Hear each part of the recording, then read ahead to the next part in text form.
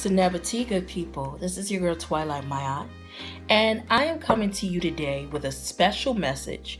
It is regarding basically the frequency distortion that you experience in your everyday human life. Okay, why is this important? Well, ultimately, there are many different factors that contribute to our emotional, mental, and spiritual state of mind. I want to break down and expose some of those things today. So, moving right along, what we're talking about today is frequency distortion. Now, we talked about energy vampirism in my previous videos. Definitely you want to scroll down and take a look at that.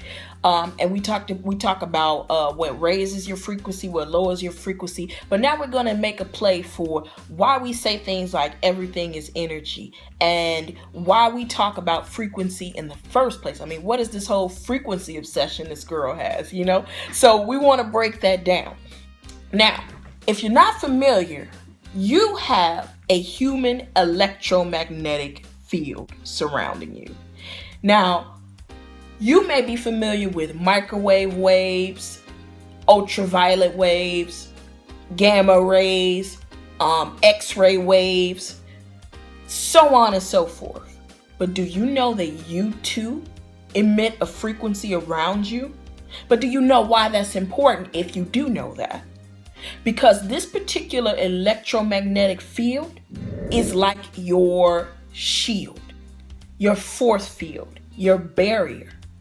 And whenever your shield, your force field, or your barrier is inadvertently compromised due to a lack of awareness, you become more susceptible to disease, poor emotional states, poor mental capacities. It even affects your ability to think and process information when your electromagnetic field is compromised. It lowers your immune system when your electromagnetic field is compromised. And it also causes you to not have access to this living library that I'm going to talk to you about really soon. So first, how is it that we have an electromagnetic field? Well, if you break everything down, like the human being, we are all made of particles, of protons, neutrons, and electrons. Come on now, we learned this in the second grade, right? But some of you are advanced, you learned it in kindergarten. And you combine protons, neutrons, electrons together, and they become energy clusters. These energy clusters then become physical matter, just like this cup. This cup is nothing more than a bunch of energy clusters. Your body is comprised of protons, neutrons, and electrons. And these clusters of energies came together to make what you see as physical matter. Now, regardless of if your two eyes can perceive it as physical matter, it is still protons, neutrons, and electrons, And each of these particles are charged by electrically charged. So regardless of if you see it as physical matter, there's still electrically charging going on, even more so when they're connected together to become an energy cluster, which is what you are. You are an energy cluster. This is why we say everything is energy, because either it is an energy cluster, which becomes physical matter, or it is vibrating at a faster, shorter wavelength, which is something that the two physical eyes maybe can't perceive. Think about it. Can you see X-ray rays? But they affect you, right? Can you see microwave waves? But they affect you, right? Absolutely. So just because the two physical eyes can't see it doesn't mean it's not real. It is just simply certain things that the eyes can perceive. However, we must make note that there are so many things that are in our environments that we simply cannot see with our own two eyes, like the wind. You can't see it unless it's picking up debris. You can feel it, but you can't see it, right? Point taken. So just like our electromagnetic field, it is our force field. And when it is weakened, we are susceptible to all types of things that would cause us discomfort here in our physical existence. All right. So the deal is, we get it that what they mean when they say everything is energy. We get what that is referring to. It is referring to the fact that we're made of subatomic particles. As those subatomic particles become clusters and become denser and longer waves, they become closer to physical matter. And that's basically what we're seeing. When we're looking at physical matter, it's nothing more than an energy cluster. I'm an energy cluster. You're an energy cluster. We also understand that our electromagnetic field is affected by certain things, whether we know it or not. And so we need this force field to keep our immune system strong and to keep us spiritually and mentally strong. So we have to look at ways of doing that. Now, when you talk about the electromagnetic field, it is comprised of 7 different layers. Now, we're not going to get into the 7 different layers of the electromagnetic spectrum today. We will do that in later videos, but for now, I just want to give you the concept of it. If you're thinking about that electromagnetic field, you have to understand that there's different layers to the electromagnetic field. They're also called levels. And when we talk about these levels, we can also call these levels octaves. Now, I know a lot of times when you think of octaves, you're thinking about the voice, tenor, mezzo soprano, so on and so forth. But when we talk about octaves in this instance, we're actually talking about the frequency. And even when we talk about the voices, it is about the frequency. So as the frequency increases, it goes up what? An octave. So that's important to note when we talk about music and the human energy field later on. So keep that in mind. Now, the 7 different layers are comprised of different densities, and each layer is basically higher frequencies. As we descend, they become slower and longer.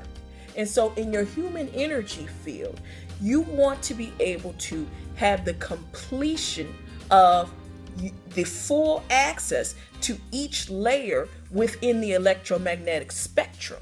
How do we get access to these layers within the electromagnetic spectrum? We get access to them by defeating certain lower level, lower frequency human conditions. Let me explain what I mean by that. When you have a video game, you're playing your video game. If you're on level 1, you have to defeat what? A monster or some sort of stumbling block or obstacle to get to level 2, correct? You have to do that each time. I mean, I remember Mario Brothers. I know I'm dating myself, but you had to fight King Koopa, and then when you got to the 2nd level, it was a little harder, and the 3rd level was a little harder. This is basically the same concept of having a complete and full, robust auric field. You have to defeat certain lower level human conditions and stumbling blocks within yourself in order to get access to a more vast living library. So the obstacle is defeating the human condition. The reward is having access to a more robust, infinite living library. So when we talk about the living library, it is really neat. And I think some of you have accessed it before and you maybe never had a name to call it. But this living library is the information of where the ancestors store information. This is where higher levels of intelligence, extraterrestrial information is stored in this non-physical realm, where sometimes we'll say we got an idea. That idea comes from the living library or the mind of all. However, your mind is a tuning fork for this living library.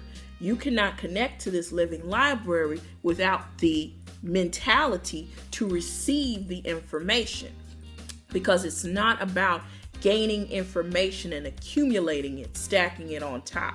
It is about having revelation. Revelation is the same as an epiphany and a paradigm shift. It is when you shift your mental focus and your mental processing to align with larger concepts, to align with a different train of thought. And sometimes they call it thinking outside of the box or getting information out of the blue, so on and so forth. All these colloquialisms relate to one very important thing: having access to ancestral knowledge in the living library, higher intelligence of the universe. So each level where you defeat a human condition, and each person has a human condition or stumbling block, limiting belief system, just like myself. I had a limiting belief system about my vision. Because of that, I was stuck on what you want to say level 1 of the living library. So whenever a problem occurred, I could not see the solution because the solution may have been on level 5. But because I was connected in level 1, meaning that my mentality was a level 1 thinking, my understanding and processing of information was a level 1 thinking, and even though I was educated in the school system, I was not educated in the universe. So therefore, when a problem occurred, I went through my textbooks, answers, and remedies and solutions, or maybe even I pulled out some of my hood solutions from how I grew up at. But I was not gaining access to ancestral, higher level creative knowledge from the mind of all because I was so fixated on level 1. And I had not defeated the human condition and limiting belief system about my legal blindness. It is very much going to be the same for anyone in this position. We all know that we have situations and things that we shy away from because we find them embarrassing, or we find that we don't want to be vulnerable, or we find that we are afraid to really deal with these things. By doing so, we lock ourselves inside of a box, and it doesn't allow us to vibrate higher. We are essentially vibrating on the same level as the problem itself. The solution is up here. The problem is down here. If you are tuned in and tapped in and turned on to and I got that from Abraham Hicks. If you are tuned in, tapped in, and turned on to the actual frequency of the problem itself, then you cannot get to the solution because the solution is on a higher vibration. So as we defeat specific human conditions, we are able to gain access to, in our auric field, an expansive, greater living library, you see? Until you defeat that which is holding you back, whether it be energetic blockage, unforgiveness, self-pity, self-loathing, self-destructive tendencies, whatever have you, limiting self-beliefs, until you defeat these common issues within yourself, you're not going to be able to advance to the next level. Therefore, you will not have access to more vast and infinite information and the higher intelligence of the universe.